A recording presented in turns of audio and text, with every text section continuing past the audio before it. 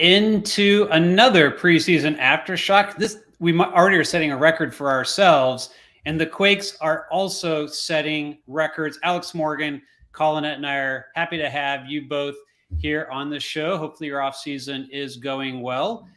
Why don't we start this off? I mean, the big news, of course, is what's going on with the big signing, Carlos Gruezo, out of Augsburg, a signing out of the German Bundesliga, but no stranger to Lucci, no stranger to MLS.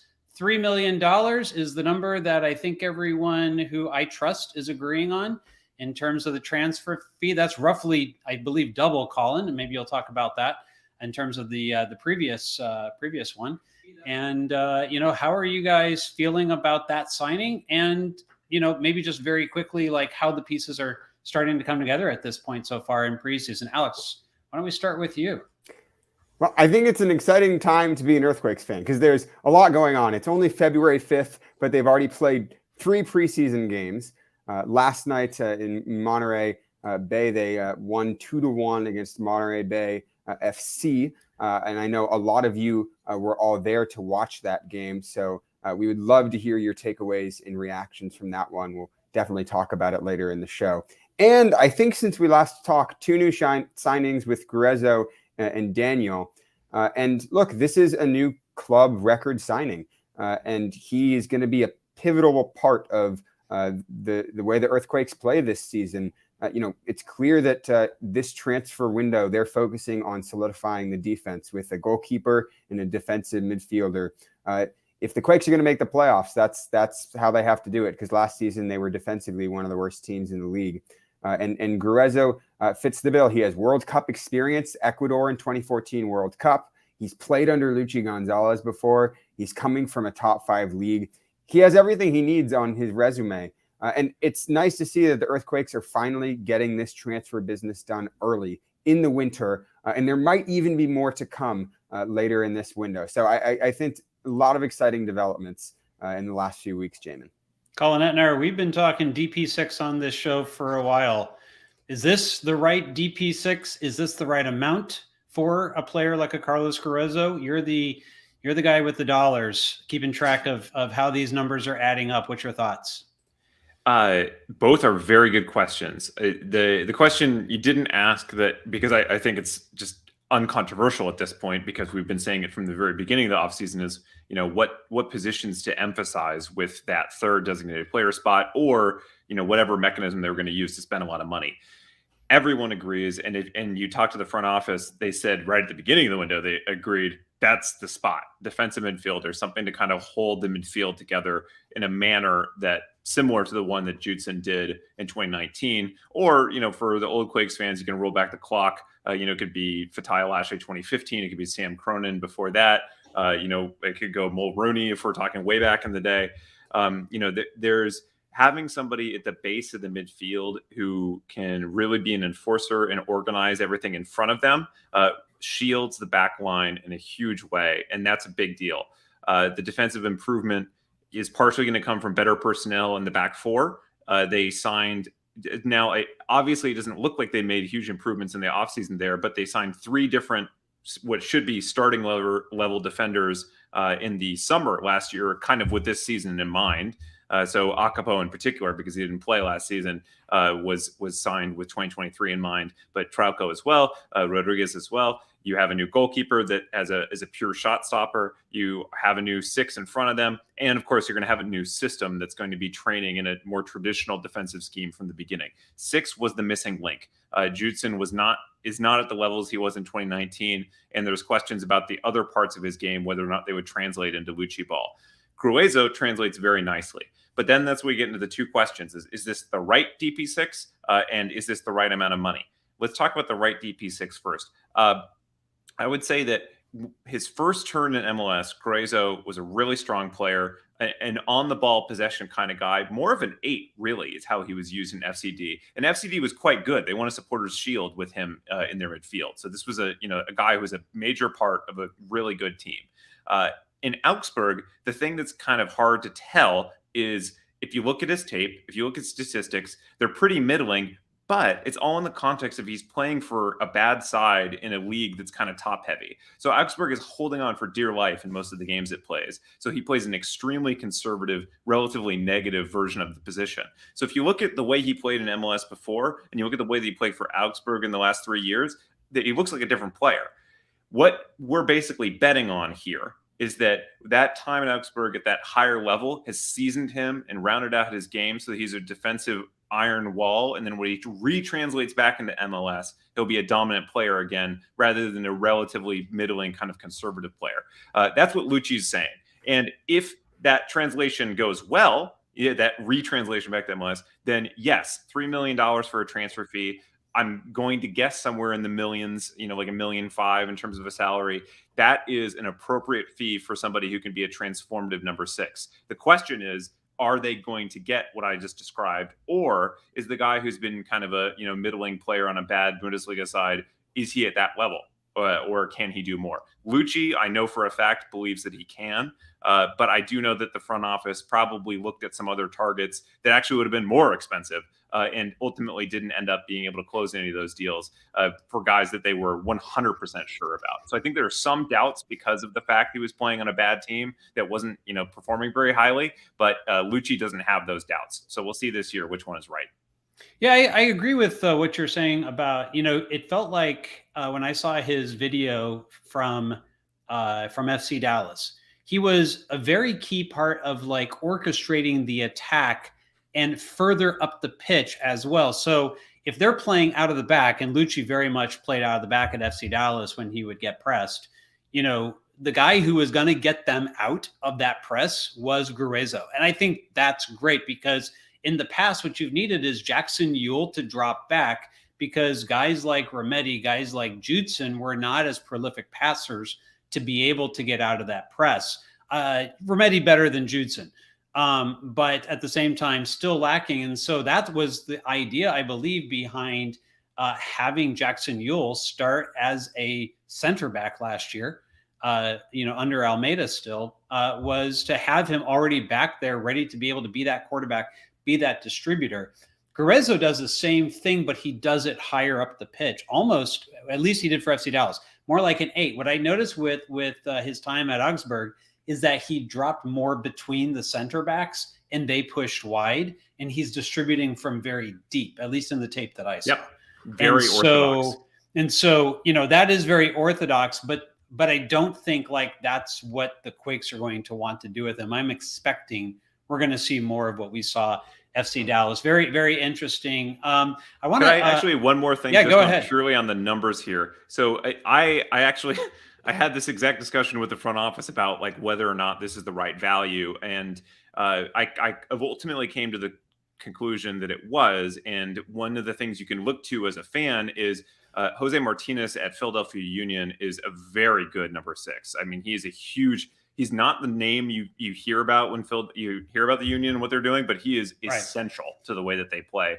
They value him very highly. They turned down a bid of about $3 million from Besiktas. And so that can give you an idea of an elite number 6 in this league. That's kind of the going rate. And Martinez is about the exact same age as Gruezo. So it's about the right rate. It's also, by the way, about 30% less than Augsburg paid for him originally. Sorry, I'm trying to remember. Who's the guy that Vancouver picked up? Do you remember? They got a DP6 as well. Do you remember how much they paid there, Colin? I don't. Okay. And there's something I think that the fans can help answer for us, which is how him and Jackson Ewell were interacting in the game against Monterey Bay. Because my intuition is that in the defensive phase, Gruezo is going to be deeper. Gruezo is going to be protecting the back line. Gruezo is going to be the guy winning the balls. And we've already seen, I think in the comments, people are saying how good he was at communicating in that defensive phase and winning 50-50 balls. In the attacking phase, I wouldn't be surprised if it were Jackson Ewell who's the one dropping deeper. And then Gruezo is doing a little bit more shuttling in between the front line and the back line. So I'm curious how they were playing in that game. We haven't been able to see the full game, only the highlights. And so I think throughout the rest of preseason at the Coachella Valley Invitational that they're going to play in a few weeks, that's one of the things I'll be looking for because that midfield is not pinned down yet. There were plenty of doubts about Jackson Ewell last season, and You have a guy like Nico Shakiris, who's also got an assist from a corner in the game against Monterey Bay, and can do that job of shuttling the ball up and down the field really quite well. And so we'll have to see how this midfield lines up, because that will change Gruezo's role significantly. So Arfi says that Gruezo was definitely deeper than Yule, and on the ball, he mostly played first time to the open guy. Monterey pressed high, so he didn't have much time on the ball. So that was apparently what we saw last night. But it's not MLS level competition. And so to your point, Alex, you and I will be at the Coachella Valley, at least for that final game against the Red Bulls. And hopefully we'll get to, we're going to plan an aftershock. It'll be like middle of the day. We'll maybe talk more about it later in the show, but we'll definitely be sharing what we're seeing when we get there. And let's also keep in mind that Gruezo's only been in San Jose for a little more than a week, so they threw him right into that game against Monterey Bay without significant preseason time. He was not a part of the team that went to Santa Barbara, a part of the squad that spent a few days in Santa Barbara for a preseason camp there. So he's still getting integrated into the team right now. Yeah, and changing also systems. It's going to be something that's going to, this is what preseason is for. We should expect some rough spots. We should expect it to take a little bit of time for that gelling to occur. If he says, yes, he didn't seem well gelled yet. Okay. So I wanted to bring this up because our man, I want to give him credit. We really wanted to do a show when he could be here. Robert Jonas, he went to the pitch the day that Carlos Gruezo was signed. The team was practicing in San Jose, and caught Luchi Gonzalez on the pitch before the press conference that we had the other day. And I wanted to point out, some of the quotes that he was able to get directly from Luchi. He mentioned that Gruezo is going to be really important for us. We need to have a competitive midfield. With the addition of Carlos, it only gets better. He brings leadership, previous MLS experience, someone on and off the field that's going to help our identity. Now we're going to have a very competitive midfield that's going to create, but also destroy, and have the bite to recover the ball. And one of the things that we were hearing about those NYCFC games and Toronto games is that the Quakes were absolutely, there to counter press and win the ball back, and then would hold on to the ball for long stretches. In fact, scored a goal off of a very long possession. I heard directly from someone around TFC, according to one of the players, that San Jose absolutely dominated them. That they barely touched the ball in the first half, and the subs didn't fare much better in the second half. And so you can kind of see what Luchi's trying to do here. He's looking to try to use probably a bit of that, what we saw from the U.S. national team in Berhalter, particularly in the games, I would say, against Wales and against England, where they did a really good job, counter pressing, like winning the ball back quickly, having numbers around the ball, having structure behind it and such. And, we're seeing a bit of that already. Final tweet here from Robert. Montero and Yule create, but it's about compliments and partnerships. Gruezo is a ball winner with proven experience. That balance is necessary to compete in this league, and that's why we made this signing. So some really good quotes that Robert was able to get directly from Luchi Gonzalez. We also have assets, from the press conference. I got to talk with Carlos Gruezo, both Alex and I did.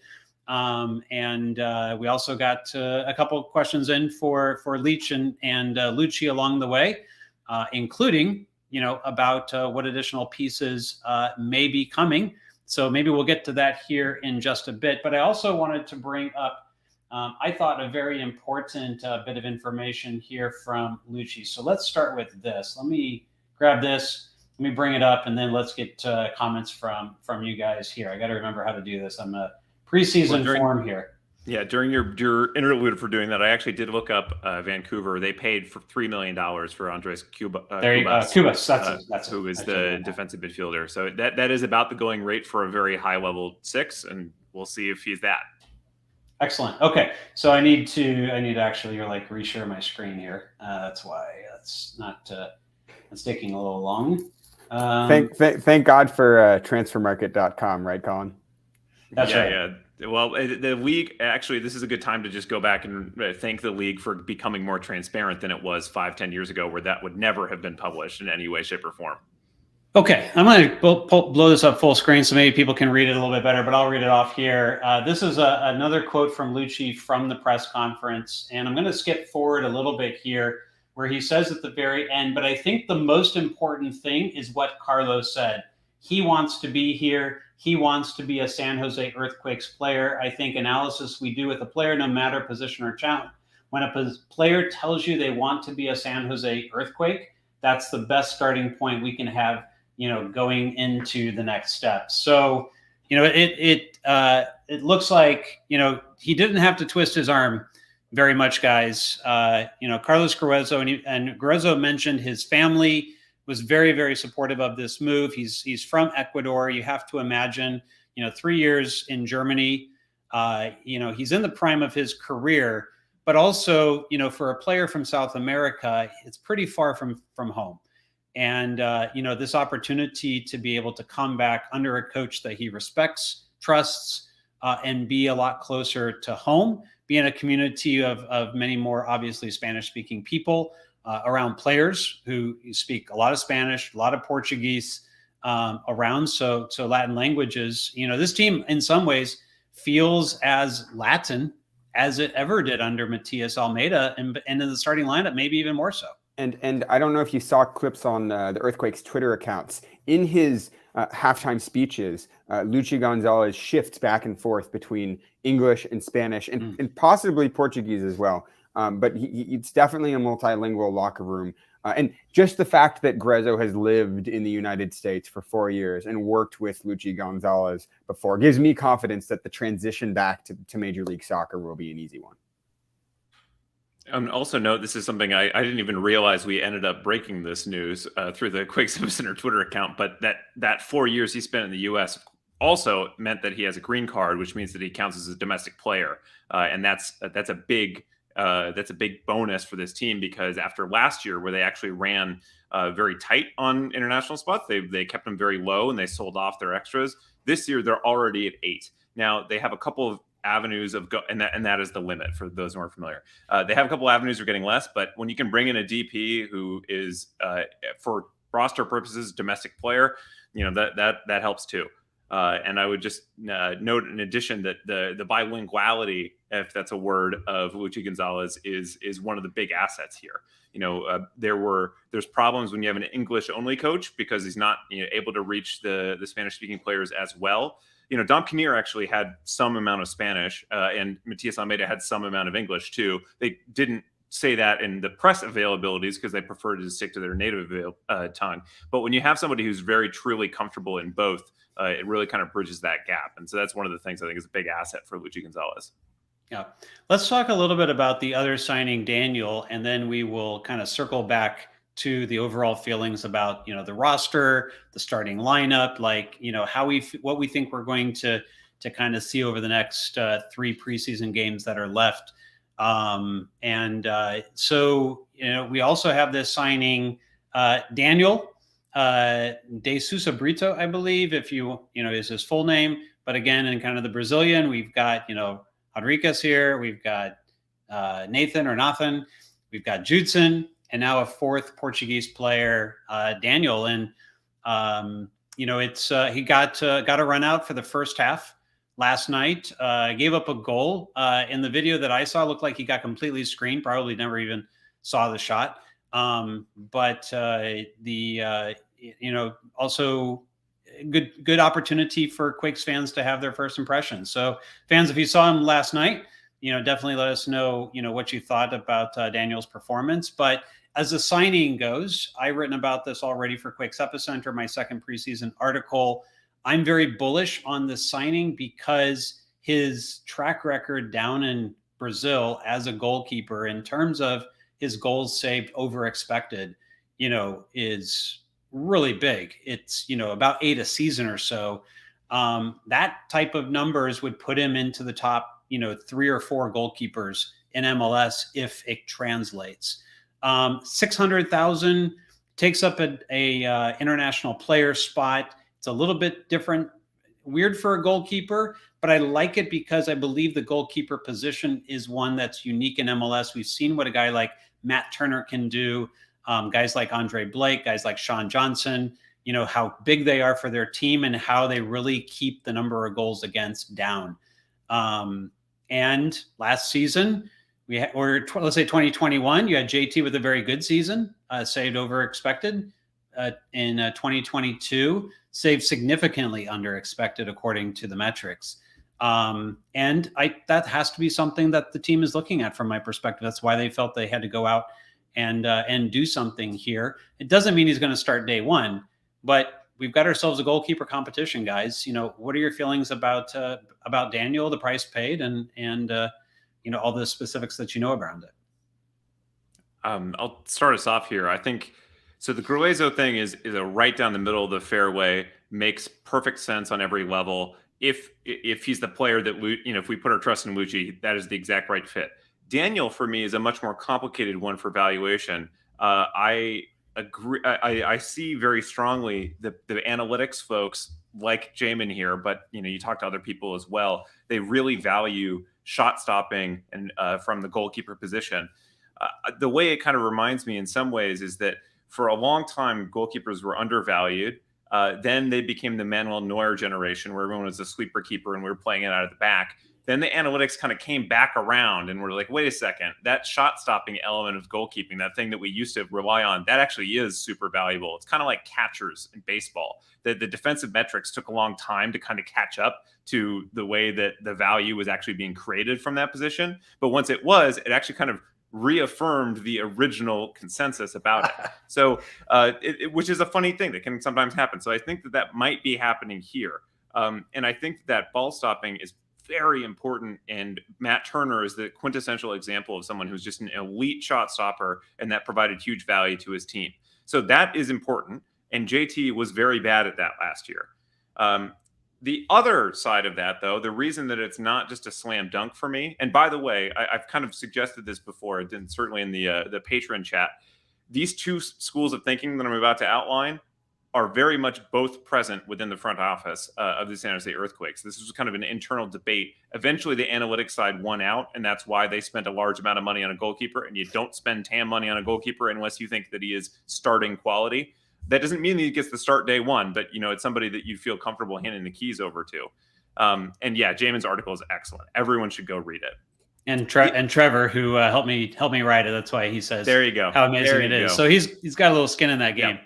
To be fair, the other side, though, I want to the other perspective, and this is one that I hold is just as close for me as that other argument. I think it's pretty 50-50. Is under Lucci's system, you do need somebody who can play the ball out of the back. You somebody who's comfortable with their feet, somebody who can move up and sweep up balls behind the back line, because it is a higher pressure, more possession-oriented system. So those other skills do still matter. And Daniel is not as strong in those categories. They're the categories that, in general, JT is stronger at.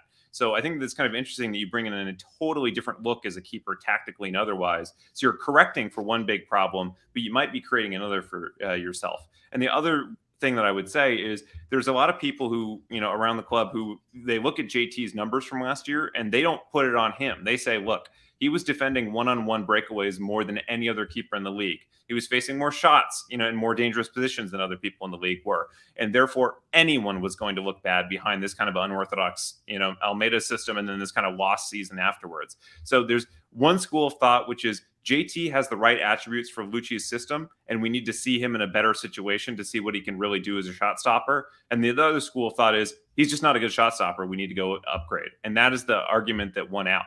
And so now this season, it's up to JT to either up his game as a shot stopper to preserve his starting role, or he's going to lose it. Alex, what say you?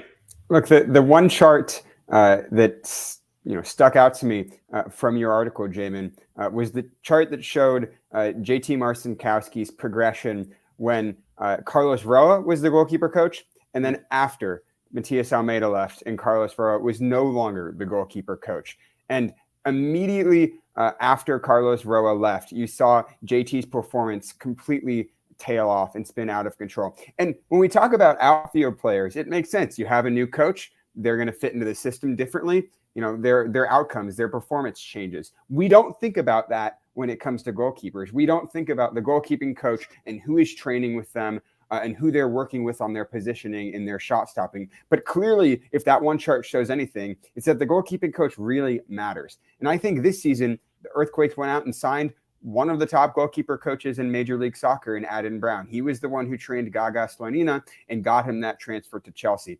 I think with the new goalkeeper coach, JT Marcinkowski can easily get back to his early 2021 numbers and become, above average goalkeeper in Major League Soccer. And so that's why this transfer doesn't make as much sense to me. Clearly, there's no debating that Daniel has excellent statistics from his time in Brazil, but he's a guy who really needs to come in and raise the level significantly, right? To justify an international slot.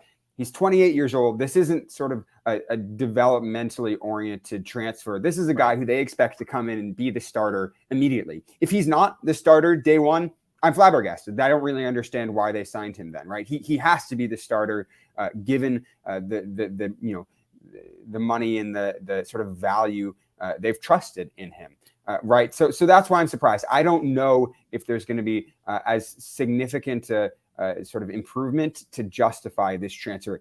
And really what this transfer says to me is that they're entirely confident that they're going to be able to get the best out of Benji Kikanovic, that Benji Kikanovic is going to stay, and that they're confident in their front line, right? Because if you're not confident in your front line, then that's where you need to invest this money, right? Then you have a different priority. But this focus on the back line shows me that they think that Luchi Gonzalez can work with the pieces that he has up top, and that they don't need a ton of significant additions there, because otherwise the priorities don't really make sense to me. I think there's a number of things at play, and maybe my article didn't do a good job in kind of conveying all the angles here as to why they made this signing. But let me just try to add a little bit more to it. JT has been what you would call an average shot stopper over the course of his entire career. If you just look at things like save percentage, goals, versus expected, save versus not, everything kind of comes out very average. There's been plenty of keepers in Earthquakes history since we started tracking this information that have been better. There have been plenty also that have been worse. Andrew Tarbell, worse. David Bingham's final season, worse. Daniel Vega, much worse. I think Daniel Vega's 2020 was the worst, on record that we have. So, there's, I think like you have to, they look at the situation and go like, we need some insurance at least that if the season starts poorly, we've got like someone who can come in, and that someone is not just going to be another average shot stopper. We're going to go up, and try to go better than that. Right. I think there's that piece of it. I think there is the uncertainty around Emmy and his future, because he's going to get to go play now, in the U20 World Cup. He may or may not be the starter. I don't know if he will or he won't be, but if he's starting and he does well, and now you've got the same goalkeeper coach that got Gaga Slonina into Chelsea, what's going to happen potentially to Emmy?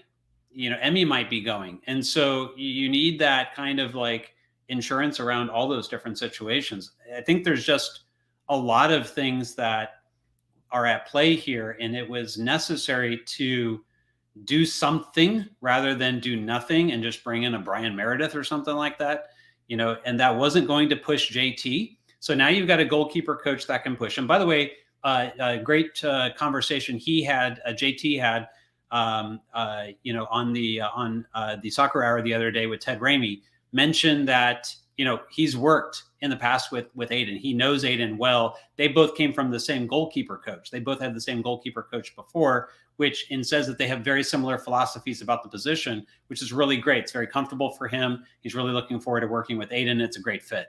So you've got, Aiden Brown coming in, and now you've also got, competition.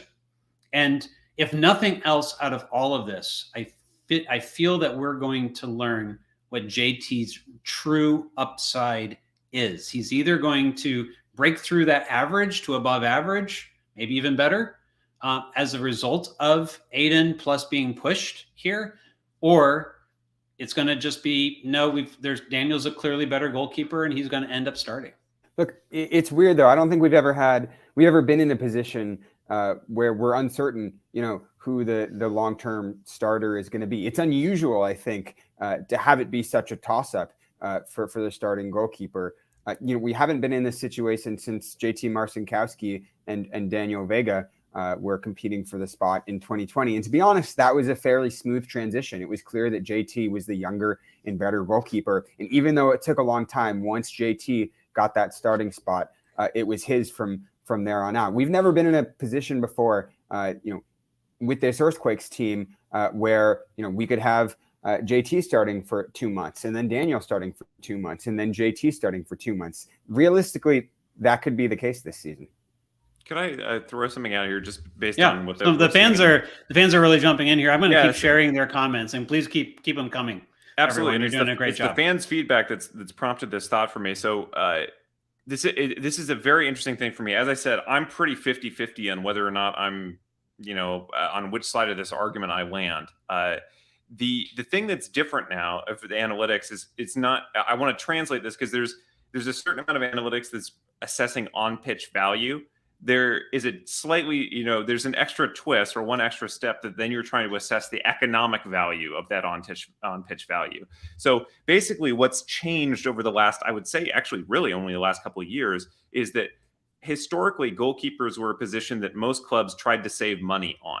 Because the view was that the difference between the elite goalkeepers and the middle of the pack goalkeepers wasn't super big, and the going rate wasn't very high, so you should save money there. It's similar to a positional value of, say, fullbacks is generally lower than it would be for attacking midfielders. So, and that's a totally rational thing. There are certain positions where the difference between paying $100,000, $500,000, $1 million, there are positions where the on-pitch value is a bigger or lesser spread. And contributes more or less to winning games. What's changed in the last couple of years is the view that the shot stopping of goalkeepers actually is undervalued, and therefore it is actually rational to spend $600,000 on a transfer. And we don't know what his salary is going to be, but it'll certainly be in the hundreds of thousands of dollars as well. So the view is that is actually a better way to upgrade your team. Let's say Daniel takes us from being 8 goals over expected to 8 goals under expected. Which is basically the difference between JT last year and Daniel's historical career. That sounds like an 8-goal swing. It's a 16-goal swing. It's a 16-goal swing, right? And so the value of that is immense, and therefore $600,000 in a transfer fee and a couple $100,000 in salary is a bargain if that's the way it shakes out. So the analytics have kind of changed their view on the economic value of goalkeeping as well as the way that they assess goalkeeping as a whole. As I said, it's kind of similar to catchers defensively in baseball. So I totally see the rationale, and that's why I'm 50-50 on it. But of course, I think that because of the other skills that JT has and the fact that he's at a lower rate, I kind of would have liked to see what he looked like in front of a better line. And if it still wasn't looking good for him in the summer, that's kind of when I would have made that move. But clearly the team decided that they had an opportunity now to pick an elite shot stopper, and they took it. Look, and here's one other thing that we might not even be thinking about. The back line now, they're going to be speaking Portuguese. You have 3 Brazilians, in the 2 center back spots, right, and in goal. You have Nathan, you have Rodriguez, and now you have Daniel in goal. And so just that sort of, familiarity and language sharing, I think that could be huge in the team's defensive organization. You talk about structure. That's the thing, that the mantra that Luchi Gonzalez has been repeating. Structure, defensive organization is going to be key to this team's success. And, I think it's important not to underestimate that factor. Yeah, a lot of interesting comments, about this, and I can see both sides.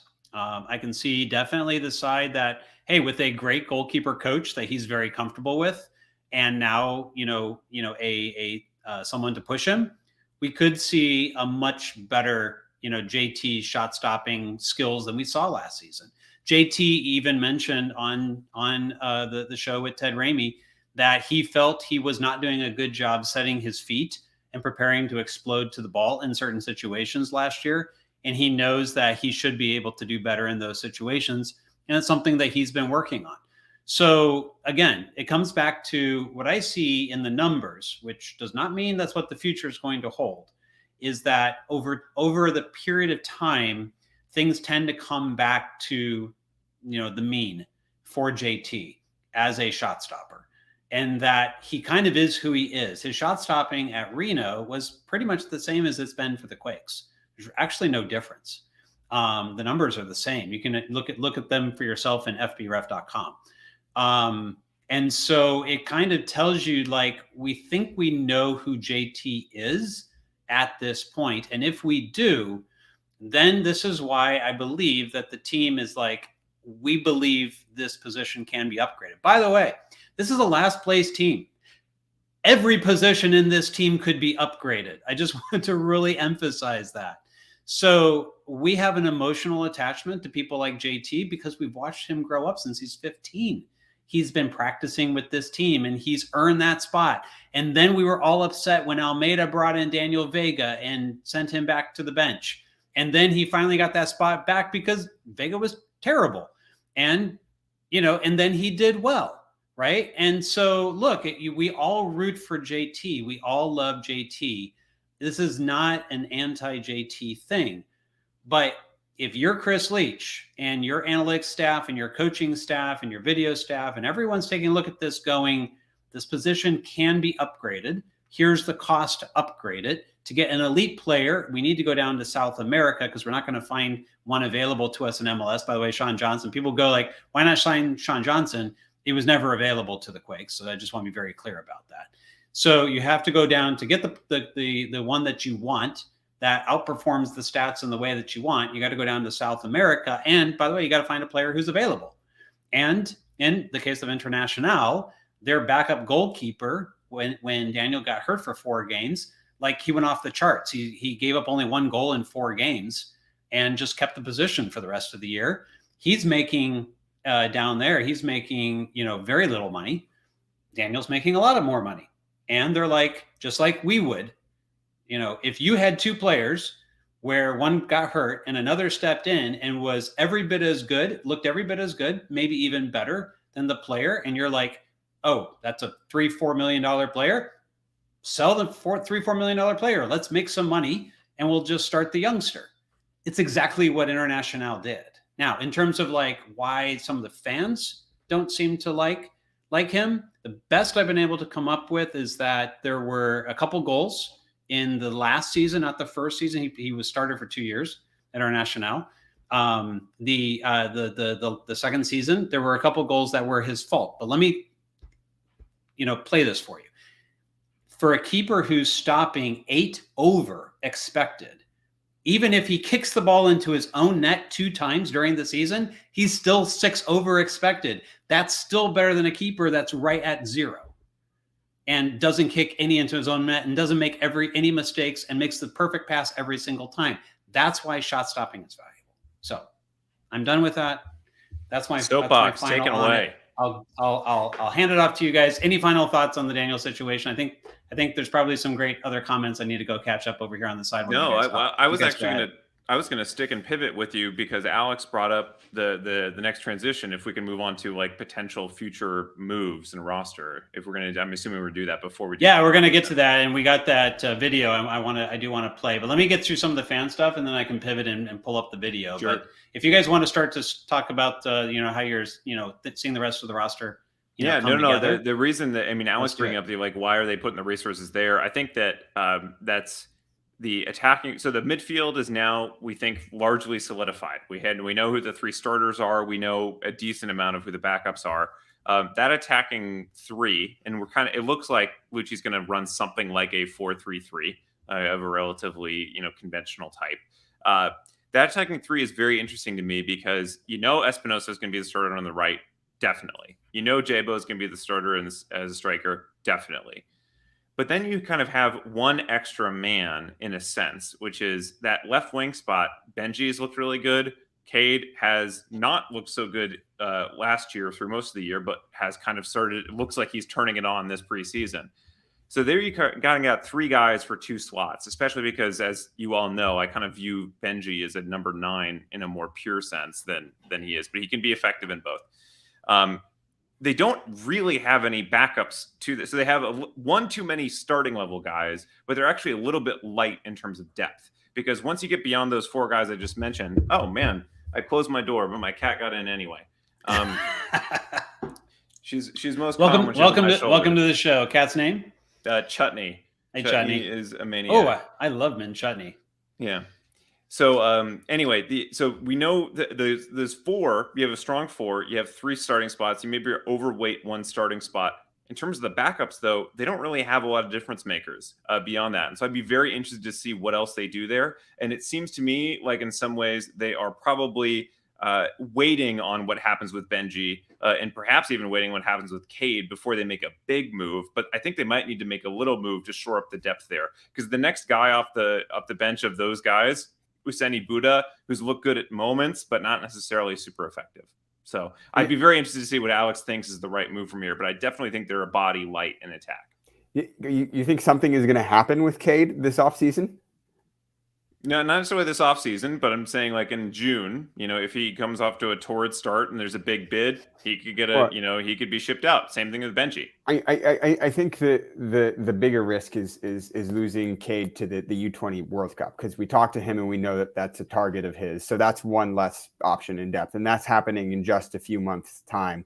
So realistically, you can't count on Cade as well to be the full-time left wing starter this season, if he's going to be there. And he's looked good for he's looked better for the US U20 national team than he has for the Earthquakes. He looked better for the US men's national team against Serbia a few weeks ago than he has for the Earthquakes for months of last year. So my guess is that he'll be called in for that tournament. And so then it's really no surprise. It's going to be Benji Gukanovic starting on that left wing. And you're banking on Benji to be able to improve his goal scoring tally quite significantly. You're banking on him having a 10 to 15 goal season on the left wing in order to be able to compete offensively. And I have confidence in Benji. Clearly, Matias Almeida has confidence that Benji can be that type of player if he's trying to pry him away to Athens. But I think that's still the biggest question mark in the offense for me is whether Benji will be able to make that jump, or whether Luchi Gonzalez even trusts him to be that guy, because we don't know how Luchi Gonzalez sees Benji yet, or favors Benji. Let me Daniel's saying he needs another left wing. I've actually very much moved off this take. I'll tell you why. My quick on this. Sorry, Colin. Did you want to add something? I was going to say the exact same thing. It was just kind of an open question to both of you. Like, do you think we're a body light? And if we are, where? That's very similar to Daniel's question. I do think we're a body light, but let me. I don't think it's left wing. I'll tell you why. So last year, the highest goal scorer from a wing in MLS that was non-penalty goal scorer. Okay, so non-penalties goals in MLS was 10. It's just 10. Benji had 6, and he played half the minutes. I should tell you something right there. 6 is pretty darn good. In fact, in terms of goals plus assists for wingers, per 96 minutes played, which is the way that ASA does it instead of per 90, per 96, he was 4th out of all the wingers in the league. The 3 ahead of him were designated players. So it kind of shows you Benji's production as a winger is a lot better than I think some people think it is. Now, hear me out. Benji plus Cade had 4 goals. Guess what? That's 10 goals. You know how many goals you got on the other side of the pitch? 2. Left wing's not a huge problem when you take a look at the actual, production. It's actually pretty good production. Now, Christian Espinoza 100% makes it up in other ways. Like the data on Christian Espinoza shows he is very clearly a designated player. It doesn't show up in goals. It shows up in other areas of the pitch. He did get 5 more goals off of penalties last year. He also, was one of the top assist guys in the league and has been for 3 years running. And one of the things that people just don't understand about him is he's one of the quickest ball pressers there is in the league. Like when you look at his second spectrum level numbers in terms of like how quick he presses, how many times he presses a game, it's twice as much as Benji and Cade are doing on the other side. Twice as fast to the ball. Like it's insane. So Christian Espinoza, I'm not trying to put him down here. I just feel like the wingers are not the problem. My concern is when Nico Shakiris goes to U17s, what's going to happen there? To me, there's, I call it a elephant in the room. Can Jackson Ewell really move away from having to feel like he has that defensive responsibility, and between him and Montero really kind of power the center of the pitch attack? It's a massive question for me. He hasn't done it in his history. Well, and I think the other thing you have to consider down the left side is that the Quakes didn't really have a locked-in left back for the majority of last season. Most of the time we saw Tanner Beeson shifting towards the end of the season, at least shifting into that left back role. He's not the kind of guy who's going to bomb, down the wing on the overlap, who's going to get super involved in the attack. So if you need more goal scoring production from that left wing, I think, having, a guy like Miguel Trauco or Carlos Acapo playing there and adding more going forward, it is going to significantly increase that offensive production as well. So that's another reason I'm not quite as worried about that left wing spot right now. But I agree with the fundamental premise is that they need a piece in that offense who can be flexible, who can cover for Shakiris, cover for Cowell, and who can add another 5-6 goals to this team. John Jay is saying there's always Haji. Oh, wait, but I actually have a counter to that. Aseni Buddha, to me, better than Haji. I agree with that. And he doesn't have as much downside on the defensive side of the ball. And so I'm actually Haji was more all Aseni Buddha. All potential, no reality. Completely. And what I would like to do is when Cade's gone, I want to see some Aseni Buddha getting onto the pitch, and I want to see more Aseni Buddha.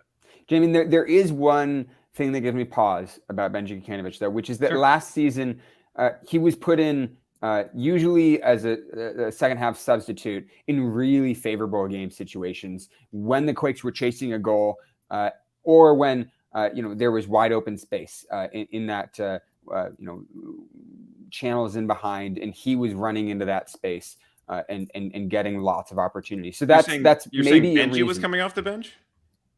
For large stretches of the season, he was. Jamin, I want you to weigh in here. My recollection was that Benji would typically get the start and Cade would typically get the bench 30 minutes. Cade started the season. It didn't go well. You'll remember Cade's start to the season was pretty poor. Benji started getting that time. Benji, I think, got an injury. So Cade kind of came back, and then there was a bit of kind of platooning. Like Cade got kind of hot where he scored a couple goals and then kind of kept the start for like another 3-4 games. And then he kind of, went south again. And then Benji came back in and got hot. So they kind of traded, I think, getting hot at different times. Overall, I felt Benji was a good bit more consistent than Cade. And it felt to me like Cade if Cade had a poor game, he was on an island and he wasn't even really a factor. Like he wasn't getting touches. When Benji wasn't scoring goals, it felt like he was always the one, along with Montero, who was trying to make something happen on the left side, particularly once, Marcos Lopez was gone. It was pretty much left up to Benji and Montero to create anything coming from that side because Tanner Beeson wasn't going to get forward. No offense to Tanner, but that's just not his game, right? And actually, Trauco is much more defensive than Marcos Lopez was. So I'm not quite sure how much he's going to provide in the attack, I'll be quite honest. Well, there is one thing. I like the confidence that Benji Kikanovic has this season.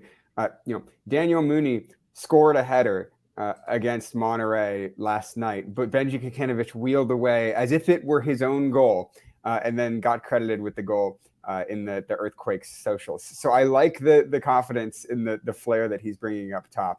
And possibly next time it will be Benji who puts the ball in the back of the net.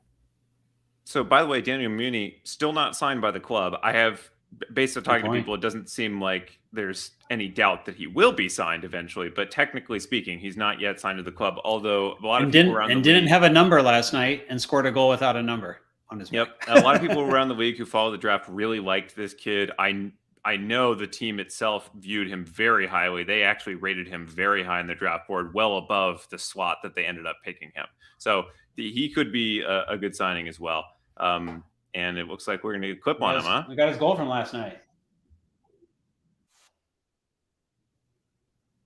Oh, I can understand why Benji wanted it.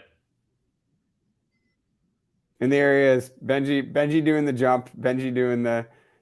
Benji thought he had it, and even the Quakes Twitter account was like goal Benji, and then they had come back and go, actually, a goal was scored by Mooney.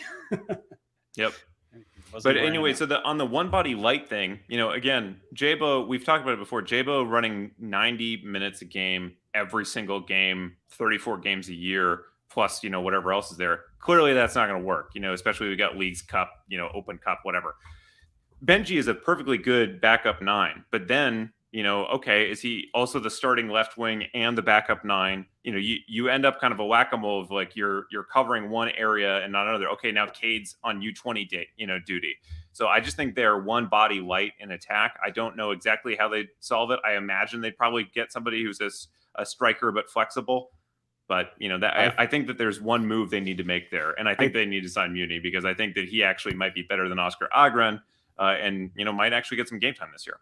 Well, another reason is injury concern. Nathan apparently against Monterey went out with a small knock, so we're not sure what his status is. It seems like he'll be okay. I know Carlos Acapo is also not completely fit. He didn't play. He got a knock in preseason as well. So it was our old favorite Paul Marie starting at right back. So there is depth that they still need in the defense where he could be helpful. But I do think if you're talking about new additions, Jamin, we have to run the clip from the press conference with Chris Leach and let me stop sharing that. And this is way more content than we try to ever do here. So let's see if we can pull it off. I'm going to go to the press conference, and I think I have it queued up exactly where you want it, Alex. Let's see how I do. Oh, hang on one sec. I need to make sure I'm sharing the audio for this. Sorry about that. It's important that we are sharing. I can do my best lip dub if we don't have it. No, I got it. I got it. Happening. We're ready to go. All right, here we go. Look, Carlos is a big piece in this roster build, right? Lucci can speak to what he's going to add to this team, but we're very excited to have him a part of this, a very competitive group. Fabian, look, I think, I've said this before, but we're always and constantly looking for ways of how we can improve the roster. So, we have some good roster flexibility right now, and we remain opportunistic, but we do also feel very good about the current group of players that we have. So I was doing some lip reading, and he said a new TAM 10 somewhere in the range of $1.2 million. He's going to add 12 goals to this team. That's what Chris Leach was saying. Yeah, I think that with that, I actually got a very, very restrained vibe there. Obviously, front office guys don't like to tip their hands at all. Chris Leach very much does not like to tip his hand.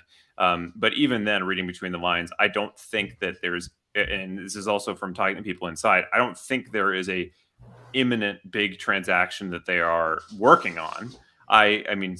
They're always going to be opportunistic. They're always looking, but I don't think they're working on it. And I think that one of the log jams, one of the blockages to those big moves is, Cade and Benji and their long-term future. That's right. If Cade and Benji, let's say Benji gets the $2 million bid from Athens and they can't come to a contract extension with him and they end up selling him, well, now you're a couple bodies light in attack, and then you got to make a big move, and then it might make sense to do so. Let's say Cade explodes in the first half of the season. He gets a massive European bid over the summer. He leaves, then that creates this spot. Right now, when you have both of them there and you have Montero pretty well situated in the 10, you have Jabo pretty well situated in the 9, there are places you could certainly get better, but they're not gaping holes there were before they brought in Gruezo. Gruezo was brought in to fill a gaping hole. So I think that they're a little bit waiting for how the cards fold out, and that's something that not just opens up a spot, but it also brings in a bunch of GAM and the ability to have the salary flexibility to bring in a large player if they need it.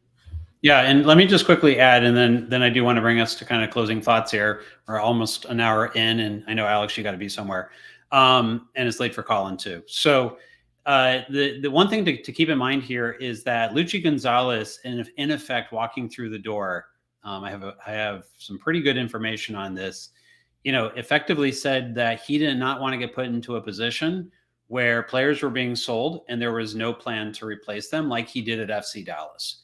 And particularly because he and Leach have that relationship, you know that, Leach is going to have his back on this. He's not going to sell players out from under Lucci the same way it happened at FC Dallas, where he lost several players while he was there, and the team went from pretty good to pretty poor. So one of the things that I've understood is that if something happens with Benji, it's still a big if. It seems to me with every passing day, it's less likely to happen. But if something happens with Benji, they have a pretty good idea, it sounds like, how they would replace him. And what you have to try to do is make the deals line up. We kind of explained this a little bit on our Zoom call the other day, but you have to make these deals, basically line up. So if you sell one player, another player is coming in because the season's starting. And plus Cade's going to be gone. So, absolutely, you can't be in a position of selling Benji without having the player that you would replace him with at this point. Okay. So let's move into, some final thoughts, guys. So quickly before we do that, let me just mention the Patreon. And the reason that I think it's worth mentioning the Patreon tonight is because, I want to just give a huge shout out, publicly to our patrons who really stepped up in a big way. So you might be like, well, you've got the Patreon and, you got over 150 patrons, you've got cash coming in, how are you guys going to use that to cover the team? But we took a look at the way airfares were going to be. And, for the start of the season, at least until, airfares start to come down a bit, they were extremely pricey, like $200, $300, $400 more than they normally would be. And then, with the Coachella tournament, it actually is falling on President's Day weekend, which spikes everything even more. So our patrons in our Slack primarily stepped up and raised an additional over $800 so that Alex and I could cover the Coachella Invitational, the final game against the Red Bulls, President's Day weekend. Huge thank you to everyone.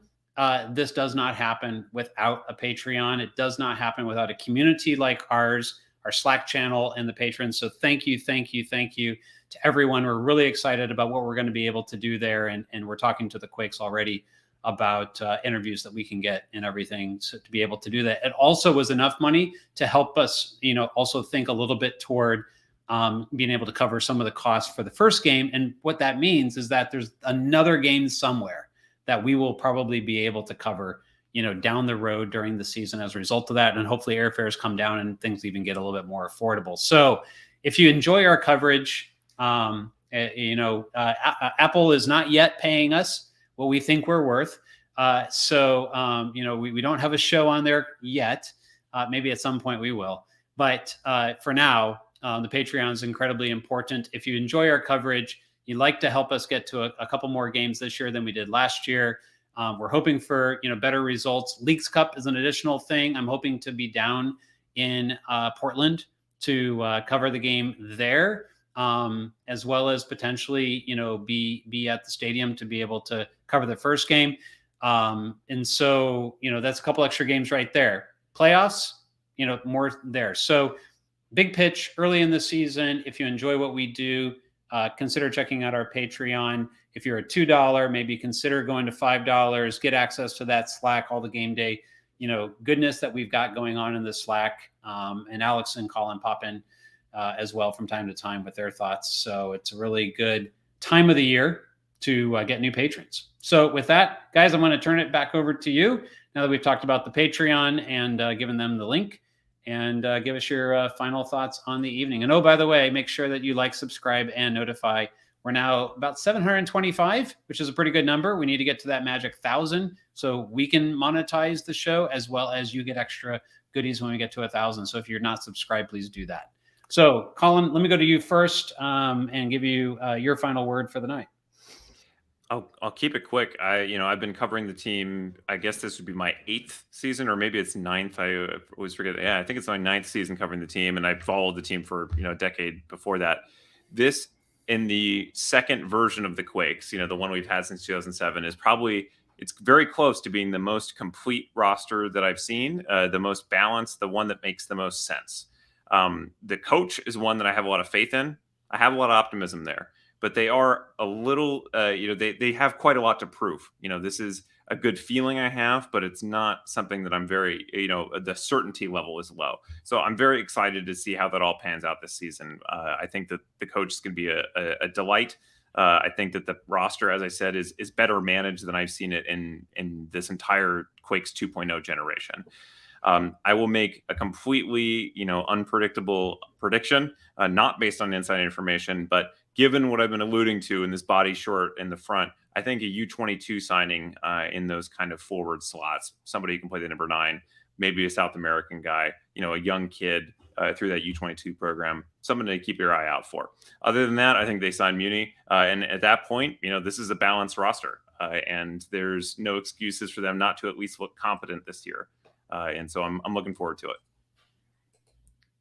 All right, Alex, your final thoughts. I'm not willing to make any such bold predictions until I watch this team play against a couple of strong sides at the Coachella Valley Invitational. There's going to be a lot of MLS teams at that tournament. Jamin, I think the Quakes are playing DC United, Minnesota United. Who's the third one? The New York Red Bulls? Red Bulls. Those are the 3 teams that the Quakes are playing. To be able to play 3 MLS teams in a competitive environment like that is going to be 2 MLS teams plus DC United. It's gonna be huge. Wow, I wasn't expecting that was for Michael DC Peachy. United. That was for Michael Peachy. Shade. Sorry, I had to do that. Wow, DC United catching some strays here. I'm excited for that tournament. I'm excited to be able to go there with Jamin to be able to hopefully deliver lots of interviews and live match coverage for you all. Eternally grateful to all the patrons who contributed to fund that trip. And hopefully there'll be many more of those to come. I'll also be back in the Bay Area for the home opener in March. So I'm excited. And once I see this team play at that Coachella Valley tournament, I think I'll be a lot more confident that they'll be able to be competitive and have a balanced roster this season. Somebody who I'm excited to watch play there, who we haven't even mentioned at all, not once in this show, and it's kind of crazy that we haven't, is Baldissimo, because he was one of the players who's gotten minutes in the preseason games against New York and Toronto and Monterrey, and we have had people in the comments say they liked the way that he's been playing, and so he could be a guy who could be a shout for one of those midfield starting spots. If you're looking for a backup for Nico Shakiris when he goes to the U20 World Cup, U17 World Cup, then he could be that guy. If Jackson Ewell isn't performing, he could be that guy. So he's another one of those additions that I'm excited to watch play in Coachella, and hopefully excited to connect with some more Quakes fans down there as well. All right, so fans giving a lot of plugs here for the Slack. Definitely, you want to be in there. I can tell you, particularly since the first game of the year this year is on the road at Atlanta United, away games in the chat is where it's at, because away games don't tend to go well for the Quakes. Well, for most teams in MLS, actually, but particularly for the Quakes. And so you definitely, you want to have your fellow fans to kind of commiserate with before we jump on the Aftershock. And also it actually gives us a lot of good feedback as to what people want. A live Aftershock meetup. I actually really like that idea. I did get a chance to meet a few fans before the game last year who were tailgating before the opening game. Would love to organize something and be able to do that. Could happen. It's possible. How Men in Blazers, Guardian Football Weekly, they have the live tapings in a big sold out theater. I think that's something we should be targeting, Jamin. Yeah, next time I'm in the Bay, let's do it. All right. Yeah, we got to get Colin out too. If we're going to do a real show, we got to make sure we've got Alex, Colin, Robert. Maybe we even need to get Asher out. We need to get Phil out. We haven't seen Phil in a while. That's another thing too. True. We got to get Phil out. But Phil's a very busy man. He does a lot in the community. Right, but Phil has the most theatrical experience. He has the most stage experience. It's true. He's true. We hand him the microphone and we let him MC because I'll just ramble as I do on the show. Okay, guys, thank you so much for joining us tonight, all of you, and particularly you, Alex and Colin, for your time tonight as well. Alex, we'll be seeing you at Coachella Valley. Probably won't have another show between now and then. So the next Aftershock fans will be something like noon on the Saturday of President's Day weekend. What's the date of that thing?